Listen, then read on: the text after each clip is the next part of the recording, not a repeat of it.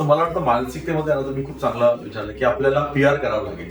पण मराठी उद्योजकाचं जे अपब्रिंगिंग आहे किंवा जे व्हॅल्यूज आहेत ना, तर ते अशा आहेत की आपलं जास्त लोकांना सांगू नये, स्वतःचं जास्त प्रमोट करू नये. त्यामुळे लोकांकडे इतक्या चांगल्या चांगल्या सक्सेस स्टोरीज आहेत, पण ते स्वतः जाऊन स्वतःबद्दल सांगायला किंवा एखादी PR ऍक्टिव्हिटी करायला त्यांना वाटतं हे बरोबर नाहीये. म्हणजे एक मराठीमध्ये म्हण आहे की आपली टिमकी जास्त वाजवायची नाही, म्हणजे आपला बँड जास्त वाजवायचा नाही. तर हे लोकांना हे नाही केल्यामुळे काय प्रॉब्लेम होत असतील लोकांचे. जर आपण अमेरिकेला जर पाहिलं, जगातला सगळ्यात प्रगतिशील देश, तर त्याच्यामध्ये त्यांची सगळ्यात मोठी ताकद काय माहिती आहे का तुम्हाला?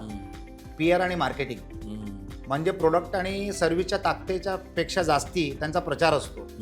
तर प्रचार करणं ही योग्य गोष्ट असते, मार्केट स्प्रेड करण्यासाठी, लोकांना आपल्यातर्फे आकर्षित करण्यासाठी आणि राईट स्टेक होल्डर्सना आपल्याबरोबर पार्टनरशिप करण्यासाठी.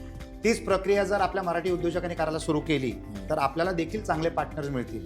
असं गरजेचं नाही की मलाच कोणाकडे नोकरी करायची किंवा मलाच कोणाचा तरी पार्टनर व्हायचं आहे. तर जर आपण गाजावाजा जर केला तर अनेक चांगल्या आणि आपल्यापेक्षा जास्ती ताकदीची लोक आपल्याबरोबर येऊन पार्टनरशिप करतील. फॉर एक्झाम्पल, टोयोटाने किर्लोस्कर बरोबर पार्टनरशिप केली. तर किर्लोस्कर आर महाराष्ट्रीयन्स आणि ते एक उदाहरणच आहे की त्यांच्याबरोबर ती पार्टनरशिप घडली. जर आपण सुद्धा जर गाजावाजा केला तर आपल्याकडे अनेक असे जगातले चांगले पहलवान येतील आणि आपल्याबरोबर पार्टनरशिप करतील, ज्याच्यामध्ये आपलं नाव पहिलं मोठं कसं करायचं त्याचा आपण व्यवस्थित गणित केलं पाहिजे, त्याचा आपण व्यवस्थित वापर देखील केला पाहिजे.